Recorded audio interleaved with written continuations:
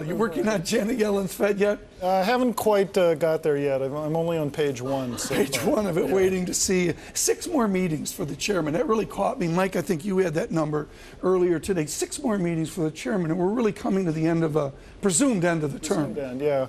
I mean, you know, he's had a great chairmanship. He's had to deal with an incredible set of crises.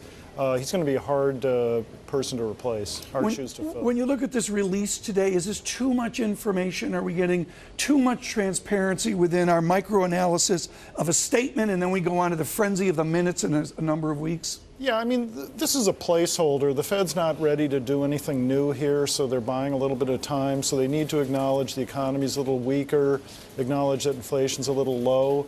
But this is not a big deal. This is there's no big message here out of the Fed. I look at unemployment, Michael McKee. I noticed the phrase Peter went to, moderate improvements in unemployment. That moderate word really signals this isn't good enough for the Fed, is it? Well, that's been their signal. What's interesting in terms of what Ethan was saying is how optimistic this statement is compared with perhaps expectations going into it. And you can see that reaction in the bond market right now with yields going up. They really didn't walk back their description of the economy. They are using pretty much the same language. The economy is expanding at a moderate pace. Labor market conditions have shown some improvement. And the only blame they place for a slowing economy is on Congress and the president, where they say fiscal conditions are restraining growth. A specific shot across the bow there.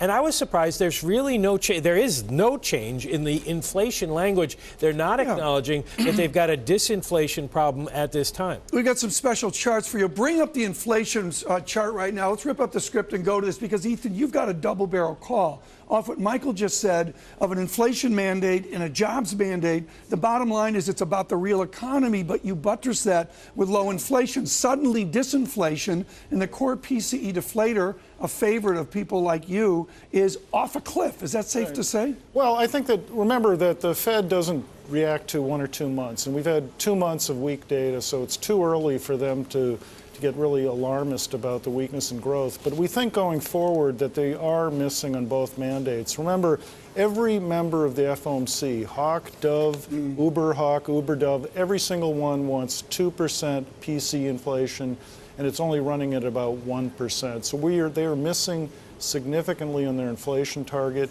And as you mentioned before, they're missing on unemployment. 7.6 is too high. So I do think you're going to have a more cautionary statement out of the Fed going forward. They're just not yet ready to acknowledge the shift in the economy. Basic question, and let's discuss this. Does sequestration, we know that affects the real economy, does sequestration affect price change in America? Do we have more disinflation because of dumb fiscal policy? Well, I think it's delaying the recovery. It slows the economy down, keeps that unemployment rate from coming down quicker, prevents the re-energizing of wages.